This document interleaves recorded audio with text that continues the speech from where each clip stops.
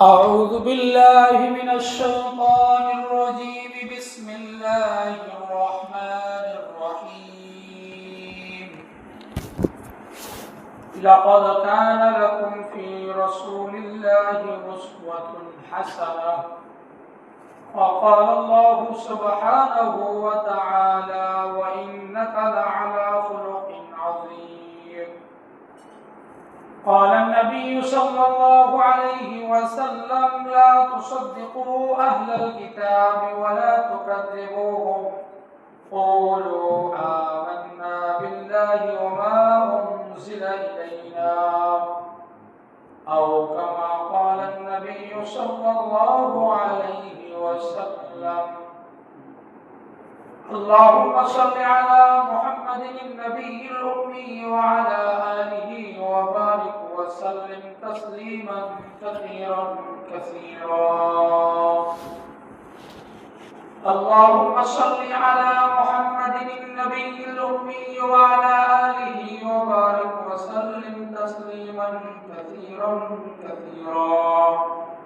أستغفر الله ربي من كل ذنب وأتوب إليه لا حول ولا قوة إلا بالله العلي العظيم أستغفر الله لي ولكم ولسائر المؤمنين بارك الله لنا ولكم في القرآن العظيم ونفعنا إيانا وإياكم بذكر الحكيم الحمد لله সমস্ত প্রশংসা সেই মহান মালিকের দরবারে যিনি আমাদেরকে দয়া করে মায়া করে মহব্বত করে ভালোবেসে শাওয়ালের চাঁদে প্রথম জুমায় শরীক হওয়ার জন্য জুমার নামাজ আদায় করার জন্য জামে মসজিদে আসার বসার তৌফিক দান করেছেন এবং সেই সাথে দরকারি কিছু কথা যেগুলো আমাদের সবার জন্য জরুরি দরকারি এমন কিছু কথা কয়েকটি নির্দিষ্ট কয়েকটি বিষয়ের উপরে অল্প করে হলেও আলোচনা করবো মা তৌফিক ইল্লা বিল্লাহ আল্লাহ রাব্বুল আলামিন আমাদের সকলকে এই বিষয়গুলোর উপরে আলোচনা করা হবে মূল বিষয়গুলো আল্লাহ তাআলা আমাদেরকে বুঝে এগুলোর উপর আমল করার তৌফিক দান করেন আল্লাহ আমল ছাড়া ইলমের কোনো দাম নাই তো একজন মানুষ খুব জানে খুব বেশি জ্ঞান অর্জন তার করা হয়ে গেছে অনেক বেশি বিদ্যা সে অর্জন করেছে স্কুল কলেজ বিশ্ববিদ্যালয় এমনকি বিদেশের বড় বড় বিশ্ববিদ্যালয় থেকেও পড়াশোনা করা কিন্তু এই লোক দেশে আসার পরে তার যে শিক্ষা ছিল অর্জন ছিল এর বিপরীত সে আমল করতে শুরু করছে বা যেটা সে শিখছে তার বিপরীত কাজ সে করতে শুরু করছে তাহলে এই কাজের এই শিক্ষার বিদ্যার যেমন কোনো দাম নাই ঠিক একইভাবে এলেম আছে কিন্তু আমল নাই এই এলেমের কোনো দাম নাই তো এখন হাদিসের মধ্যে এটাও আসছে যে মদিনার এলেম মদিনায় চলে যাবে মদিনার এলেম মদিনায় চলে যাবে তো আমরা এমন একটা জামানা এমন একটা সময়ের মধ্যে চলে আসছি আগেও কথাগুলো সামান্য বলা হয়েছিল প্রযুক্তির যুগে প্রযুক্তি মানুষকে এমন ভাবে প্রতারিত এবং এমন ভাবে মিথ্যাচারের মাধ্যমে মানুষের মেমোরিকে মস্তিষ্ক মেধাকে এমন ভাবে প্রতারিত করছে বা মানুষকে ধোকার মধ্যে ফেলছে যেটা সকালে এক তথ্য দুপুরে এক তথ্য রাতে এক তথ্য ঠিক এইভাবে মানুষকে আজকে বর্তমান তথ্য প্রযুক্তি মানুষকে প্রতারিত করছে তো হাদিসে নবী করিম সাল্লাল্লাহু আলাইহি ওয়াসাল্লাম বলেন মান ওয়াসানা ফালাইসা মিন্না যে আমাদেরকে ধোঁকা দেয় এরা আমাদের অন্তর্ভুক্ত না তো এটা তো গেল এই তথ্য প্রযুক্তিকে একটা মাধ্যমকে ব্যবহার করে মানুষকে ক্ষতিগ্রস্ত করে প্রতারিত করে তো মূল মাধ্যম হিসেবে এটাকে মানুষ ব্যবহার করে এবং ব্যবহার করার সাথে সাথে নিজেদের মধ্যেও কিছু পরিবর্তন আনে বেশভূষায় দেখতে চলনে বলনে অনেকে শিক্ষা দীক্ষা ইত্যাদি ভাবে বর্তমান সময় দেখা যাচ্ছে যে মুসলমানদেরকে প্রতারিত করা একটা মহা উৎসবের মতো চলছে। এই যে ঈদ কেবল চলে গেল, আমাদের জন্য যেরকম আনন্দের ছিল, তো যারা মুসলমানদেরকে প্রতারিত করে এদের কাছে এটা খুব আনন্দের, এদের কাছে এটা কি খুব আনন্দের বিষয়। তো এই টোপগুলো তারা একদিন দুই দিনে করে নাই, আস্তে ধীরে করতে করতে বর্তমান সময় পর্যন্ত চলে আসছে। তো আমরাও দিন যতই সামনে অগ্রসর হয়ে যাচ্ছে, আমরা সামনে অগ্রসর হচ্ছি, তো দেখা যাচ্ছে যে আমরাও কি করছি, এই ইসলামকে সহজে শিক্ষার জন্য, শর্টকাট পদ্ধতিতে খোঁজার জন্য আমরাও কোনো আলেমের দ্বারস্থ হচ্ছি না।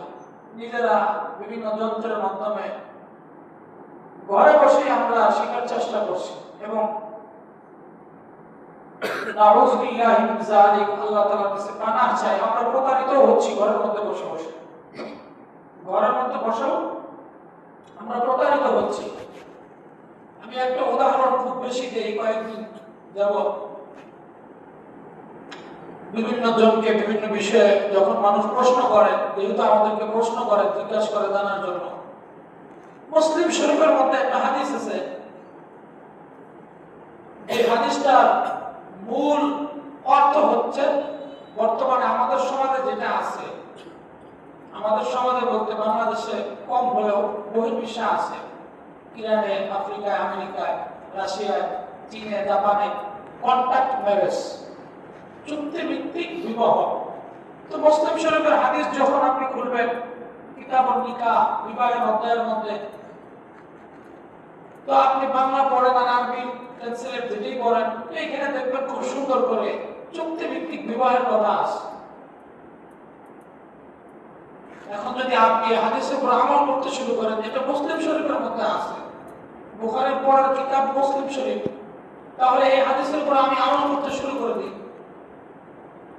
তাহলে আপনি প্রতারিত হবেন, আপনি ধোঁকাগ্রস্ত হবেন, প্রতারিত হবেন, ধোঁকা খাবেন। এই হাদিসের উপরে আমল করা যাবে না, এই হাদিসটা আমলযোগ্য না, আমলবিহীন না। মুহাদ্দিসগণ যারা আছে, ফকিহ যারা আছে, তাদের ভাষ্য অনুযায়ী এই হাদিসটা আমলযোগ্য না, আমল উপযুক্ত না।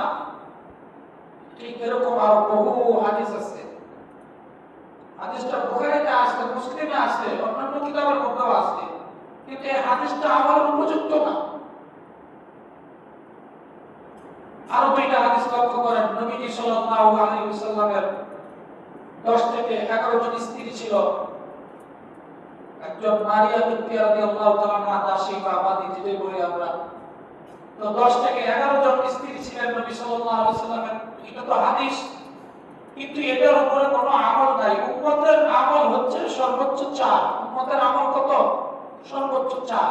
এখন কেউ যদি বলে এরকম 2-3 বছর আগে, 2022-এর দিকে, 22-এর ডিসেম্বর কিংবা নভেম্বরের দিকে হবে, কুষ্টিয়ার একটা সংবাদ আসছে যে 1 লোক 7টা বিবাহ করছে।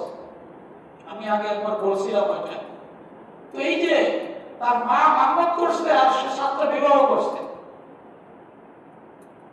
এখন যদি এই লোক হাদিস দিয়ে দলিল দেয় যে নবীজি 11টা বিবাহ করছে, 10টা বিবাহ করছে, হাদিস, এই হাদিস তো আমলযোগ্য না, এটা তো উম্মতের জন্য আমলের যোগ্য হাদিস না।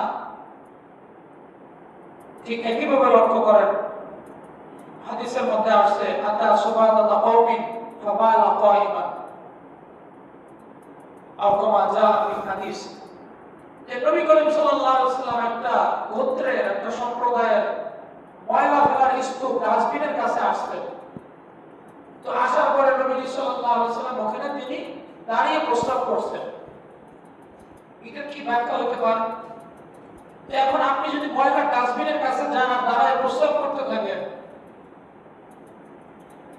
এটা তো আমলযোগ্য না, এবং এই হাদিসটার উপরে দলিল দিয়ে আপনি এটার উপর আমল করবেন, এটা তো সুন্নাহ না, এটা নবীজি সাল্লাল্লাহু আলাইহি ওয়াসাল্লামের আদর্শ না। আপনাকে বুঝতে হবে নবীজির আদর্শ কোনটা। এটা কদাচিৎ কখন নবী সাল্লাল্লাহু আলাইহি ওয়াসাল্লাম করেছেন, এরকম পরিস্থিতির সম্মুখীন হলে আমল করার সুযোগ আছে। এটা উম্মতকে শিখানোর জন্য নবীজি সাল্লাল্লাহু আলাইহি ওয়াসাল্লাম এই আমলটা করেছেন। এর অর্থ এটা না যে আমি ডাস্টবিন পাওয়ার সাথে সাথে দাঁড়ায় প্রস্রাব করতে শুরু করে দিই। দাঁড়িয়ে প্রস্রাব করা জায়েজ আছে, যে মাযুর ব্যক্তি তার জন্য জায়েজ আছে, কিন্তু এই হাদিস তো আমলযোগ্য না। বিশেষ করে এটার উপর ধারাবাহিক আমল করতে হবে, বিষয়টা এরকম না।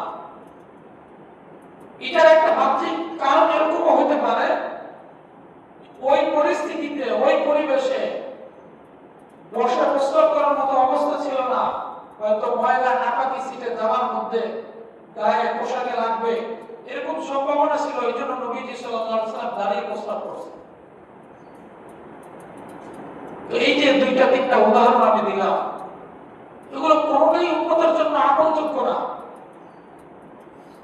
এরকম আরো বহু উদাহরণ দেওয়া যাবে, বহু উদাহরণ দেওয়া যাবে।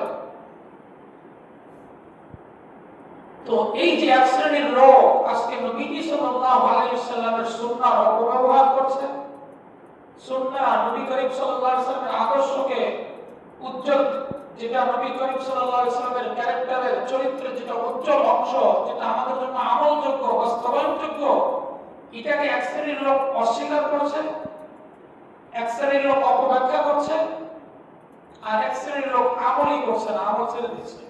তো কোনোটাই সঠিক না। এই কাজগুলো আমাদের বর্তমান সময়ে যেটা খুব সহজে হচ্ছে, এই যে আমরা বিভিন্ন মাধ্যমে, প্রযুক্তির মাধ্যমে ওয়াজ শুনি, আলোচনা শুনি, এগুলোর মাধ্যমে আজকে এগুলো করা হচ্ছে। বড় আফসোসের বিষয়, ভয়াবহ অবস্থা।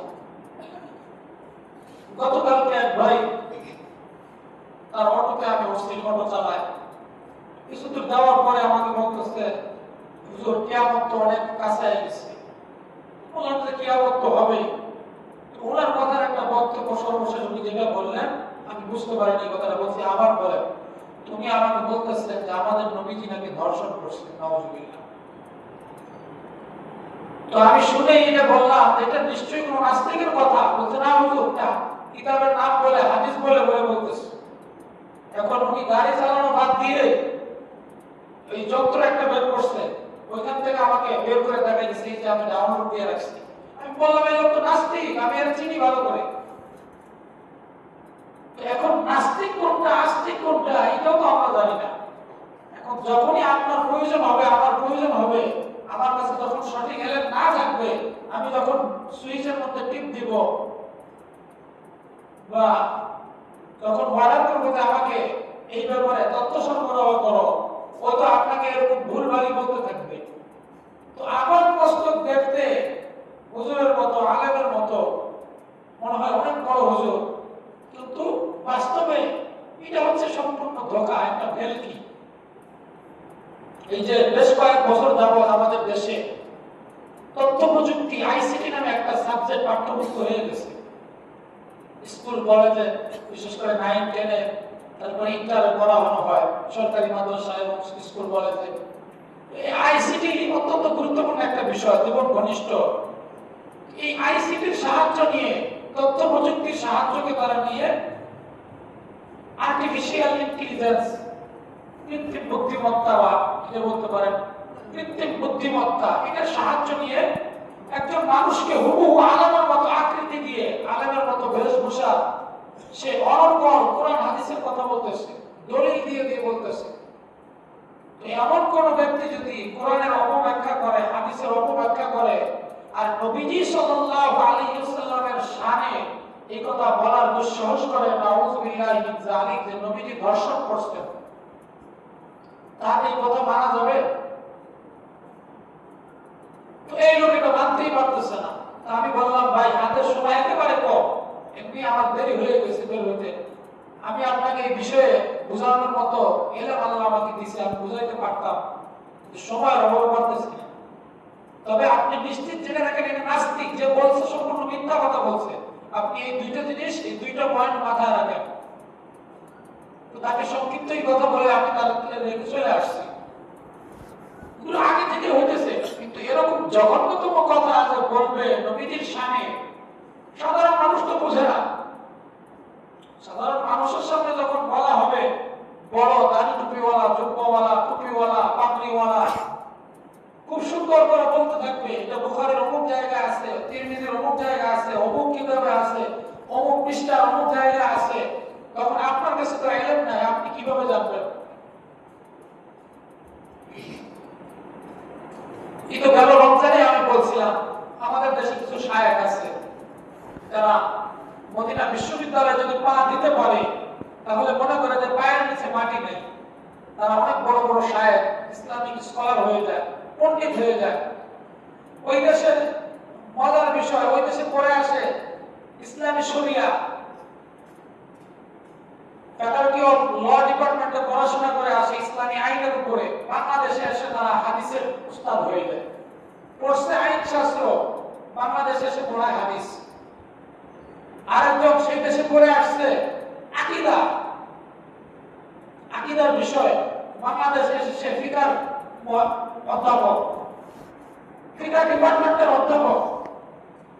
আর এতে তারা এতই খুশি, খুশিতে বদবাক, অথচ সম্পূর্ণ গাঁজাখুরি। আমাদের দেশের শিক্ষা ব্যবস্থাগুলো এইভাবেই চলছে। এরকম আরো বহু তথ্য আমি দিতে পারবো আপনাদেরকে, আলহামদুলিল্লাহ। এইভাবে শিক্ষা ব্যবস্থাটা, স্কুল কি আলিয়া কি, এখন ওরা কওমি মাদ্রাসা ঢুকে গেছে, ভয়াবহ অবস্থা। ওই যে শুরুতে বলে আসছে মদিনায় চলে যাবে। আমরা ইলম শিখবো আলেমের কাছ থেকে, শিখি না সরাসরি কোনো আলেমের কাছে, প্রশ্ন করি না, জানার জন্য তাকে প্রশ্ন করি না। আমরা শুধু কিছু হলে যন্ত্রের মধ্যে বাটন ক্লিক করি, সুইচের মধ্যে টিপ দেই, অথবা তাকে আদেশ করি যে আমাকে এই সম্পর্কে তথ্য দাও, দিতে থাকি। এটার পরিণতি ওইরকমই হবে যে এক লোক সিজার কিভাবে করতে হয় এর ভিডিও দেখছে, দেখে তার বউয়ের সিজার করতে গিয়ে নাক কেটে ফেলছে। কথা বুঝতেছেন আমার? হাতুড়ে ডাক্তার থেকে ভয়াবহ অবস্থা। তো মুহতারাম মুআজ্জাজ হাজিরিন, বলতেছিলাম এই যে শায়েখরা, এদের কিছু কিতাবের মধ্যে 2005-এ প্রকাশিত তাদের ঢাকা বংশাল থেকে তারাবি নিয়ে তাদের একটা ছোট্ট পুস্তকের মধ্যে তারা ইয়াহইয়া ইবনে সাঈদ আল আনসারী, তারপরে আরো যে কয়েকজনের নাম আমি বলেছিলাম, খালিদ ইবনে মাখলাদ, এই জাতীয় 3 থেকে 4 জন রাবী যাদের হাদিস বুখারীতে আছে, মুসলিমে আছে, এই রাবীদের মুহাদ্দিসদের সম্পর্কে বলা শুরু করে দিয়েছে যে এদের হাদিস নেওয়া যাবে না, একজন শিয়া, একজন কাযযাব, একজন মিথ্যাচারী করত। তো আমাদের দেশে মাওলানা আব্দুল মতিন হাফিজাহুল্লাহ, যিনি তার নবীজির নামাজের মাসাইল, দলিল সহ নামাজের মাসাইল এই বইয়ের মধ্যে তিনি উল্লেখ করেছেন যে এরা হাদিসের নামে এবং বিভিন্ন কিতাবের রেফারেন্স দিয়ে, উদ্ধৃতি দিয়ে এই যে সাহাবীদের বিষয়ে, তাবিঈদের বিষয়ে, রাবীদের বিষয়ে এই জাতীয় মিথ্যা কথা এটা কিভাবে বলে? এটা তো সাধারণ বইয়ের মধ্যে আসছে। যারা আমরা বই পুস্তক পড়াশোনা করি, বিভিন্ন বই কিতাব, এগুলো আমাদের ঘাটতে হয়, বিভিন্ন ওয়েবসাইটে সাহায্য নিতে হয়। সাধারণ মানুষ তো বুঝে না। তো এই যে সাধারণ মানুষকে বলে দিচ্ছে এটা বুখারীতে আছে, অমুক কিতাবে আছে, অমুক কিতাবে আছে, অমুক লাইব্রেরির অমুক জায়গায় আছে, তো এটা দেখে মানুষ ধোঁকা খায়। তো বলতেছিলাম যে নবীজি দর্শন করছে, নাউযুবিল্লাহি মিন যালিক। এই তত্ত্ব সে আমাকে শুনে দিয়েছে। তো আমি সাথে সাথে বললাম এটা নাস্তিকের কাজ। সে তো কোরআন এবং হাদিস আপনাকে বলছে, এটা সম্পূর্ণ মিথ্যা কথা। কারণ কোরআনে কোথায় আছে, হাদিসে কোথায় আছে, এটা সে জানে হয়তো, বা সে রিসার্চ করছে, কিন্তু আপনি তো জানেন না। আপনাকে যখন কোরআনের নামে কথাটা বলবে, হাদিসের নামে বলবে, তখন আপনি সেখান থেকে ধোঁকাগ্রস্ত হবেন, প্রতারিত হবেন, ধোঁকাকে ঈমান, আমল, দুনিয়া, আখিরাত সবকিছু হারাবেন। এখন আমার এই কথাটা যদি আপনারা বুঝেন, তাহলে এই যে যন্ত্র নির্ভর আমরা যে ইসলাম শিখি, ওয়াজ মাহফিল দেখি, বিভিন্ন বক্তার আলোচনা শুনি, এটা শোনা যাবে? কি মনে হয় আপনাদের, শোনা যাবে? কখনো শোনা যাবে না। বিশেষ করে সাধারণ যারা আপনারা আছেন। বরং আমি তো আরো এতটুকু বলি, একটু অগ্রসর হয়ে একটু বেশি বলি, যে আমাদের দেশে যারা বড় বড় ভালো ভালো মানের ইলমি, আমলি, যোগ্যতা সম্পন্ন আলেম আছে, তাদের মাধ্যমের নাম আমি বলেই ফেললাম, যন্ত্রের সাহায্য নিয়ে যেটা আমরা শুনি, শুনবেন না? কেন শুনবেন না? হতে পারে তাদের ভয়েসকে নকল করে, গলার কণ্ঠস্বরকে নকল করে এই আর্টিফিশিয়াল ইন্টেলিজেন্সের মাধ্যমে, কৃত্রিম বুদ্ধিমত্তার মাধ্যমে কিছু কোরআন এবং সুন্নাহর নামে, হাদিসের নামে বানোয়াট মিথ্যা কথা, এমন কিছু কথা বলবে বা বলাবে, আপনার সামনে এমন ভাবে প্রেজেন্টেশন করবে, উপস্থিত করবে, যেটা আপনি ধরতেও পারবেন না। আপনি তো ওইটার উপরে এক এক করে বসে আছেন। যেটা একটু আগে বললাম, নবীজির শানে নাউজুবিল্লাহ, কত বড় প্রস্তাবমূলক কথা। ওই যে কিতাবের রেফারেন্স দিছে। তো আমি কিছু শায়েখদের কথা বললাম যে তারা তাদের কিতাবের মধ্যে, এই শ্রেণীর আলেমরা তাদের 8 রাকাতের তারাবিকে টিকাবার জন্য, 8 রাকাতের তাহাজ্জুদের হাদিসকে টিকাবার জন্য বুখারী মুসলিমের রাগীদেরকে, মুহাদ্দিসদেরকে অস্বীকার করতে পারে।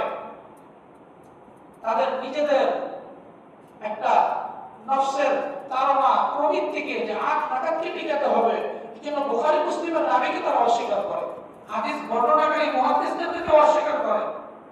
সেখানে যারা নাস্তিক, যারা আমার আপনার ঈমানকে নষ্ট করতে চায়, বিভিন্ন ফেক আইনের মাধ্যমে, বিভিন্ন এরকম প্রযুক্তির সাহায্য নিয়ে, বিভিন্ন মাধ্যমে বক্তব্য দিয়ে, তাদের উদ্দেশ্য কিভাবে ভালো হতে পারে? কখনো ভালো হতে পারে না। তো তারাও এরকম মিথ্যাচার করে, কোরআনকে, হাদিসকে অপব্যাখ্যা করে, কোরআন এবং হাদিসের মিস ইনফরমেশন যেটা আছে, ভুল তথ্য দিয়ে মিসগাইড করা, অপতথ্য দেওয়া, এগুলোর মাধ্যমে মানুষকে প্রতারিত করে এরা। আপনি আরো আশ্চর্য হবেন, এই জাতীয় অন্য যখন মাধ্যম আছে, মানুষ তো নিষিদ্ধ বস্তুর প্রতি মানুষের চাহিদা বেশি। এই যে নাম বলি, নাম না বললেও হয় না, চ্যাটজিপিটি বা গুগল যেটা আছে, দুইটা মাধ্যম, আর অন্যান্য মাধ্যম আছে। এখানে আপনি যা মনে চাই লিখে একটা সার্চ দেন, কাঁচামরিচ কি আপনাকে সমানে বলতে থাকবে, কাঁচামরিচ এই ওই ওই ইত্যাদি। সেটা সত্য হোক বা মিথ্যা হোক, কিছু তথ্য মিলতেও পারে, নাও মিলতে পারে। এখন কোরআন হাদিস সম্পর্কে জানার জন্য আপনি সার্চ দিবেন, আপনাকে সঠিক তথ্য দিবে, এটার কি গ্যারান্টি আছে বলেন? এটার কোনো গ্যারান্টি আছে? আমি মাঝে মাঝে কৌতূহল বশত আমার নাম লিখে গুগলে সার্চ করি। কিছুদিন আগে দেখলাম গুগল আমাকে তথ্য দিতেছে পাকিস্তানের বড় একজন আলেমের, উনি একজন পাকিস্তানের বড় আলেম, 1900 সালে ওনার জন্ম, উনি এত এত মাদ্রাসা মসজিদ প্রতিষ্ঠা করছেন। আমি দেখে হাসি, আমার সম্পর্কে গুগল আমাকে এই তথ্য দিতেছে। কথা বুঝতেছেন? আপনার নামটা লিখে আপনি সার্চ দিয়ে দেখতে পারেন। দেখা ঠিক না? যারা ব্যবহার করেন না, আলহামদুলিল্লাহ, এসব ব্যবহার করেন না, ধোকায় পড়বেন, প্রতারণার শিকার হবেন।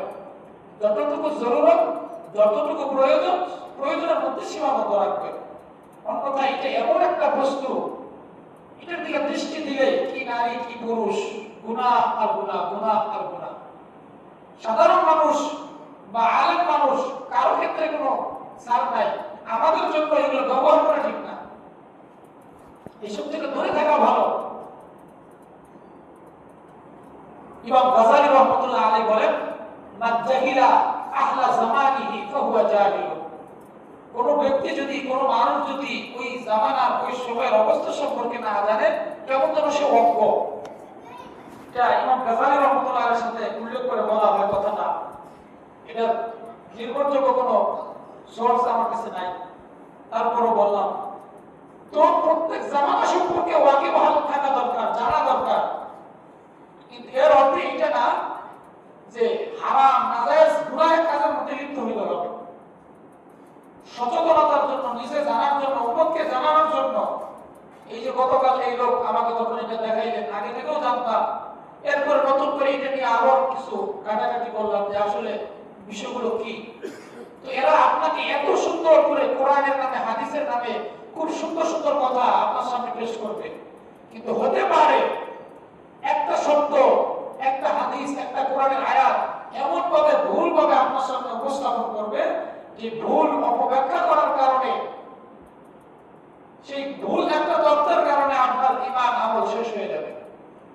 এই যে ভাই আমাকে বললেন, এই ভাই যদি এই কথার উপর ঈমান আনে, বিশ্বাস করে, তার অবস্থা কি হবে? তখন সরাসরি কোরআনের সাথে, হাদিসের সাথে সাংঘর্ষিক। বর্তমান যুগের সাথে সাংঘর্ষিক। এবং এই যন্ত্র সভ্যতার যুগে যে দুইটা মাধ্যমের কথা আমি বললাম, এদেরকেও আপনি জিজ্ঞাসা করলে এরাও অকপটে স্বীকার করবে যে পৃথিবীর মধ্যে সবচেয়ে বেশি মর্যাদার উপযুক্ত, সম্মানিত, শ্রেষ্ঠ যদি কোনো মানুষ থাকে, সেই শ্রেষ্ঠ মহামানব হচ্ছে একমাত্র মুহাম্মদুর রাসূলুল্লাহ সাল্লাল্লাহু আলাইহি ওয়াসাল্লাম। এর মধ্যে কোনো সন্দেহ নেই। আমি এর আগেও বলেছিলাম, কালাম নাজিলের মধ্যে তো আল্লাহ সুবহানাহু ওয়া তাআলা বলেই দিয়েছেন। এর বাহিরেও ভারতের একজন লেখক আছে, গুরুদত্ত সিং, যার লেখা একটা বই আছে, তোমাকে ভালোবাসি হে নবী, এই নামে বাংলায় অনুবাদ আছে। এটা তো একজন বিধর্মী, সেও বলে তোমাকে ভালোবাসি হে নবী, এই নামে সে বই লিখছে। তাহলে বিধর্মী মনে হয় নবীজি মুহাম্মদ সাল্লাল্লাহু আলাইহি ওয়াসাল্লামের সিরাত বায়োগ্রাফি সে পড়ে নাই, পড়ছে না, পড়ে কিভাবে মন্তব্য করলো? এই যে নাস্তিকরা, এরাও ভালো করে জানে যে আজকে নবীজির জীবনের মধ্যে যদি একটা কালিমা লেপন করা যায়, একটা মিথ্যা কথা, বানোয়াট কথা, যে একটা কথার কারণে নবীজির গোটা জীবনকে বরবাদ করে দেওয়া যায়, উম্মতের মুহাম্মাদীকে, এই জামানার উম্মতকে এইরকম একটা দুইটা কথার মাধ্যমে এরকম ধোঁকা দেওয়া যাবে, তাদেরকে প্রতারিত করা যাবে, তাদের ঈমান আমল থেকে তাদেরকে দূরে সরানো যাবে। কথা বুঝতেছেন আমার? এখন মানুষ দিশাহারা হয়ে যাবে যে নবীজি এই কাজ করতো, নাউযুবিল্লাহ, কিসের নবী? তাহলে এরকম আকীদার সাথে আমার আর শিয়াদের মধ্যে পার্থক্য কি? এই যে ইরানের সাথে, ইরানের শিয়া মুসলিমদের সাথে যারা নিজেদেরকে মুসলমান দাবি করে, আগেও বলেছিলাম এরা বাস্তবে মুসলমান না। এরা বাস্তবে কি না? মুসলমান না। এদের একটা জগন্নাথ আকীদা এটা যে কোরআন জিবরাইল আমিন নবীজির উপরে নিয়ে আসছে, অথচ এটা আমার কথা ছিল হযরত আলী রাদিয়াল্লাহু তাআলার উপরে। এরকম আরো বহু ভ্রান্ত আকীদা আছে। এরা এই কোরআনকে সংরক্ষিত ফি লাওহিল মাহফুজ, যেটা লাওহুল মাহফুজে সংরক্ষিত ছিল, একইভাবে আল্লাহ বলেছেন নাহনু নাযালনা যিকরা ওয়া ইন্না লাহু লাহাফিজুন, কোরআনকে আমি অবতীর্ণ করেছি, এটাকে আমি হেফাজত করব। এই কোরআনের হেফাজতকে এরা অস্বীকার করে, বলে যে কোরআনের মধ্যে সূরাতুল ওয়ালায়াত নামে একটা সূরা ছিল, যেখানে আলী রাদিয়াল্লাহু তাআলা নুকে ওলি হিসেবে আল্লাহ তাআলা সার্টিফিকেট দিয়েছেন। এই কোরআন নাকি, কোরআনের এই সূরাটা নাকি আমরা কোরআন থেকে এরকম ছাঁটাই করে বাদ দিয়ে দিছি, আমরা ফেলে দিছি। চিন্তার বিষয়। তবে হ্যাঁ, আজকে ইসরায়েলের সাথে যে যুদ্ধ হচ্ছে, তারা মাজলুম। ইরানের শিয়ারা মাজলুম। মাজলুম হিসেবে তাদের জন্য সমবেদনা জানানো এবং তাদের পাশে যদি কোনো সাহায্য করার মতো কোনো মাধ্যম থাকে, বক্তা থাকে, সেটা আমরা অবলম্বন করতে পারি। এটা নিষেধ নাই, এটা ইসলাম নিষেধ করে না।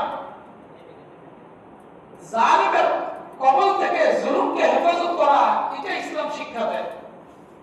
হাদিসের মধ্যে এরকম আসছে, কোন বিধর্মী মাজলুম সেও যদি আহ শব্দ উচ্চারণ করে, আল্লাহ রাব্বুল আলামিনের আরশে এই আহ শব্দ পৌঁছে যায়। মাজলুম, বিধর্মী।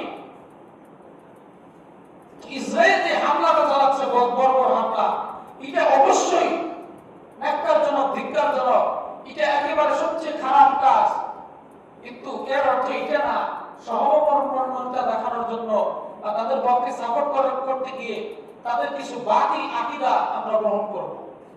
যেরকম শুরুতে একটা বলে আসছিলাম, মুসলিম শরীফের হাদিসের মধ্যে আছে কন্টাক্ট ম্যারেজের কথা। আমাদের দেশে বিভিন্ন এলাকায় এটা শোনা যায়। সেই কুষ্টিয়াতে যেখানে রূপপুর নাকি বলে পারমাণবিক একটা কেন্দ্র নাকি আছে, রাশিয়ান এই লোকেরা এখানে থাকে, এখানে কাজ করে তারা। ওই এলাকায় এরা বিভিন্ন জায়গার মধ্যে ওই এলাকায় এরকম কন্টাক্ট ম্যারেজ চালু করছে। 5 মাস, 1 বছর, 2 বছর, 5 লাখ 10 লাখ টাকা, এরকম আরো বেশি টাকার মাধ্যমে কন্টাক্ট ম্যারেজ, যেটা ইরানের এরা করে। জঘন্যতম আকীদা, নিকৃষ্টতম আকীদা, এই কাজগুলো তারা করে। এটা ইসলামের শুরুতে একটা সময় বৈধ ছিল। নবী আলাইহিস সালাম এটাকে নিষিদ্ধ ঘোষণা করছেন যে এর অনুমোদন এখন আর নাই। কিন্তু আপনি যদি এই জাতীয় বাতিল বিতর্কিত মাধ্যম থেকে বা যে কোনো মাধ্যম থেকে ইসলাম শিখতে চান, ইসলামের উপর আমল করতে চান, যার তার আলোচনা পাইলে পড়তে শুরু করে দিলেন, তাহলে আপনি ক্ষতিগ্রস্ত হবেন। নিশ্চিত জেনে রাখেন আপনি ক্ষতিগ্রস্ত হবেন। এই জন্য মুসলিম শরীফের মুকাদ্দামার মধ্যে, ভূমিকার মধ্যে ইমাম ইবনে সিরিন রাহমাতুল্লাহ আলাইহি বলেন, ইন্না হাযাল ইলমা দীনুন ফাদরু আম্মান তাখুযুনা দীনাকুম।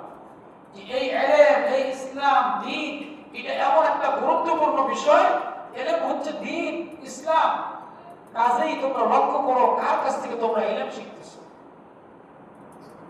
আগেও একাধিকবার বলেছিলাম, সেই লন্ডনে, ব্রিটেনে, আমেরিকায় মাটির নিচে এরকম গোপন মাদ্রাসা আছে যেখানে ইহুদিদের বাচ্চারা পড়াশোনা করে।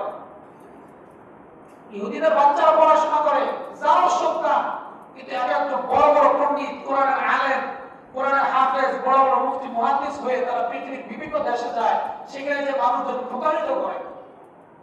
আজকে এই যে যন্ত্র সভ্যতার মধ্যে বিভিন্ন সার্চ দিলে একটু এরকম দুই এক অক্ষর লিখলেই আসতে থাকে, আর বিভিন্ন ভাব বলতে থাকে, বিভিন্ন ভাষা করতে থাকে।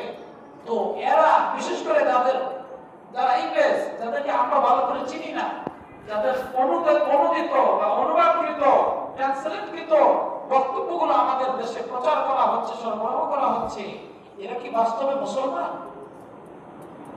এরা কি বাস্তবে মুসলমান? যদি মুসলমান না হয়ে থাকে, আমি আপনি এদেরকে ভালো করে না চিনে থাকি, তাহলে তো এদের আলোচনা শোনা জায়েজ নাই। ইবনে সিরিন রাহমাতুল্লাহ আলাইহি তো এই কথাই বলছেন, তানজুরু, লক্ষ্য করো, আম্মান তাখুযুনা দীনাকুম, কার কাছ থেকে ইসলাম শিখছো, কার কাছ থেকে দ্বীনি কথা শিখছো। এই জন্য আবারও বলছি, বড় বড় ভালো আলেম, ভালো মানের আলেম, তাদেরও আলোচনা ইউটিউব থেকে শুনবেন না, শুনবেন না। আল্লাহর জন্য বলি, কারোর প্রতি বিদ্বেষ নিয়ে না। হতে পারে তার বয়সকে নকল করে এআই প্রযুক্তির মাধ্যমে কিছু বিকৃতির কথা তার জবাব দিয়ে বের করবে, এবং আপনি এটা শুনে আপনি প্রতারিত হবেন, আপনার আমল করা ছেড়ে দেবেন। এজন্য আল্লাহ রাব্বুল আলামিন আমাদেরকে কথাগুলো বোঝার এবং আমল করার তৌফিক দান করেন। নবীজি সাল্লাল্লাহু আলাইহি ওয়াসাল্লাম, হযরত আবু হুরায়রা রাদিয়াল্লাহু তাআলা থেকে riwayat, বুখারীর মধ্যে আছে হাদিসটা, যে নবী সাল্লাল্লাহু আলাইহি ওয়াসাল্লাম, আবু হুরায়রা রাদিয়াল্লাহু তাআলা বলেন যে আহলাল কিতাবি কানু ইয়াকরাউনা, তারা এরকম তাদের ইয়াকরাউনা তাওরাত কিতাবকে তারা তেলাওয়াত করতে, পাঠ করতে বিল ইবরানিয়া, ইবরানি ভাষা, তাদের যে ভাষা আছে, ওয়া ইউফাসসিরুনাহু বিল আরাবিয়া, তারা এটাকে ব্যাখ্যা করত আরবি ভাষায়।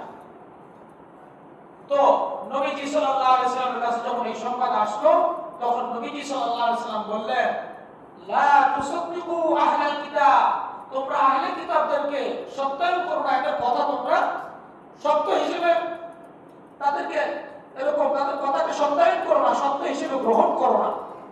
তো আহলে কিতাব বলতে ইহুদি, খ্রিস্টান, অন্যান্য জাতি যারা আছে তারা। তো বর্তমানে যে সকল ইহুদিরা, খ্রিস্টানরা, অন্যান্য যারা আছে, এদের কোনো কথা, এদের কোনো বক্তব্য গ্রহণ করার সুযোগ আছে? সুযোগ নাই।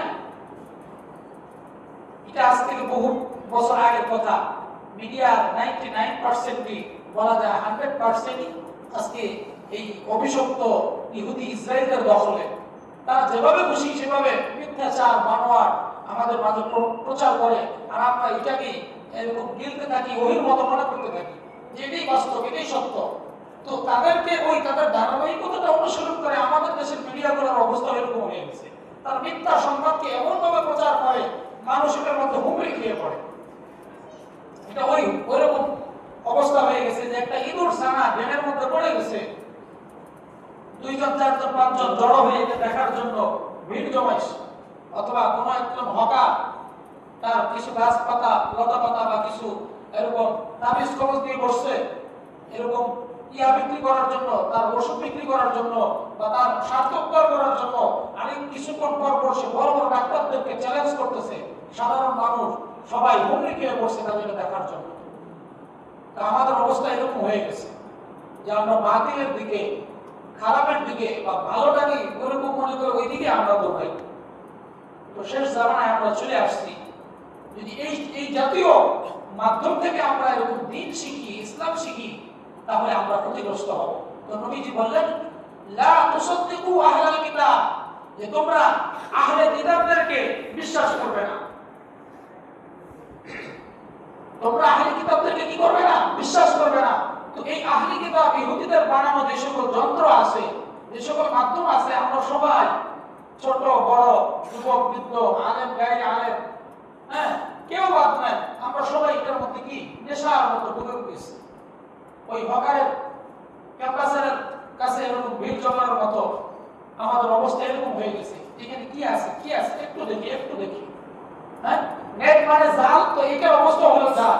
কেউ যদি একবার এখানে পা দেয়, জালের মধ্যে পা দেয়, ফাঁদের মধ্যে পা দেয়, তার জীবন যৌবন ঈমান আমল আখলাক সবকিছু বরবাদ, সবকিছু বরবাদ। আল্লাহ তাআলা আমাদেরকে কথাগুলো বোঝার তৌফিক দান করেন। এরপর নবী সাল্লাল্লাহু আলাইহি ওয়াসাল্লাম বলেন ওয়ালা তুকাযযিবুহুম, এবং তাদের কথাগুলোকে মিথ্যাও বলো না, সত্যও বলবে না। ইসরাঈলীরা যে হাদিস রওয়ায়াত করে বা যে সকল সংবাদ তোমাদেরকে দেয়, এগুলোকে তোমরা সত্যও বলো না, ওয়ালা তুকাযযিবুহুম, কি একই ভাবে এদেরকে তোমরা কি করো না, মিথ্যাচারও করো না। ওয়াকুলু, তোমরা বলো আমান্না, ওয়াকুলু, বরং তোমরা এটা বলো যে আমান্না বিল্লাহি ওয়া মা উনসিলা ইলাইনা, আমরা ওই বিষয়ের উপরে ঈমান আনলাম যেটা আল্লাহ তাআলা আমাদের কাছে অবতীর্ণ করেছেন এবং আমাদের পর্যন্ত এসে পৌঁছে গেছে। আমান্না বিমা, আমান্না বিল্লাহি ওয়া মা উনসিলা ইলাইনা, এবং যেটা আমাদের কাছে অবতীর্ণ করা হয়েছে বিভিন্ন নবী আম্বিয়া আলাইহিস সালামদের মাধ্যমে, আমরা এগুলোকে সত্যায়িত করি, এগুলোকে সত্য মনে করি। এই জন্য যার তার কথাকে বিশ্বাস করার আগে যাচাই বাছাই করা জরুরি। যাচাই বাছাই করাটা কি অত্যন্ত জরুরি, অন্যথায় আজকে আমরা প্রতারিত হব, আমরা ধোঁকা খাবো, নিজেদের ঈমান আমল সবকিছুকে বরবাদ করব। তো ভাই, এটি ছিল গুরুত্বপূর্ণ বলার মতো কথা। এবং এর পাশাপাশি এদের তো অবশ্যই আমাকে আপনাকে শিখতে হবে। আমাদের মাদ্রাসাগুলোর বছরের শুরু হয় রমজানের পরে, এখন ভর্তির মৌসুম শুরু হয়ে গেছে। যারা ছোট ছেলে মেয়েদেরকে মাদ্রাসায় দিতে চাই, আমাদের এখানেও মাদ্রাসা আছে আলহামদুলিল্লাহ। এই মাদ্রাসাও যারা বাচ্চাদেরকে দিতে চাই, একজন ছেলেকে মেয়েকে কোরআনের হাফেজ আলেম বানাতে চাই, আমরা মাদ্রাসায় দেব। এবং সরাসরি কোরআন এবং হাদিস থেকে ইলম যেটা শিখবো, এটাও একজন ওস্তাদের মাধ্যমে শিখবো। নিজে নিজে বাংলা পড়ে কোরআন পড়ে হাদিস পড়ে আমি শিখতে পারবো না, উচ্চারণ সহি হবে না, সঠিক ভুল শিখতে পারবো না, রিওয়ায়াতের আকপিস ধরতে পারবো না, এই জাতীয় বহু সমস্যা আছে। তো আল্লাহ রাব্বুল আলামিন আমাদেরকে কথাগুলো বোঝার আমল করার তৌফিক দান করেন। অন্যথায় আমরা শুধু প্রতারিতই হব এবং ক্ষতিগ্রস্তই হব। আল্লাহ রাব্বুল আলামিন আমাদের সকলকে যে কথাগুলো বললাম বুঝে শুনে আমল করার তৌফিক দান করেন। এবং সওয়ালের একটা গুরুত্বপূর্ণ মাসআলা, যেটা ঈদের জন্য একটু বলেছিলাম, 6টা রোজা রাখা। মান আতবা সিত্তাম মিন শাওয়াল কানা কাসিয়ামিদ দাহরি কুল্লু, যে ব্যক্তি রমজান মাসের পরে শাওয়াল মাসে 6টা রোজা রাখলো, সে কেমন যেন গোটা মাস সারা বছর সে রোজা রাখলো। এই জন্য যারা আমরা রাখতে শুরু করেছি আলহামদুলিল্লাহ, যারা রাখতে ইচ্ছুক সামনে থেকে আমরা রাখবো। এই শাওয়ালের চাঁদ শেষ হওয়ার আগে আমরা কি করবো, রোজাগুলো রেখে শেষ করবো। চাইলে একসাথেও রাখতে পারি, মাঝখানে গ্যাপ দিয়েও রাখতে পারি। এবং বাসাবাড়ি থেকে মা বোনদেরকে বলবো তারা এই রোজাগুলো অত্যন্ত গুরুত্ব সহকারে রাখে। আল্লাহ রাব্বুল আলামিন আমাদের সকলকে কথাগুলো বোঝার এবং আমল করার তৌফিক দান করেন। ওমা আলাইনা ইল্লাল বালাগ, যারা সুন্নাত পড়ে নেই কবরত মাচার কথা শুনো।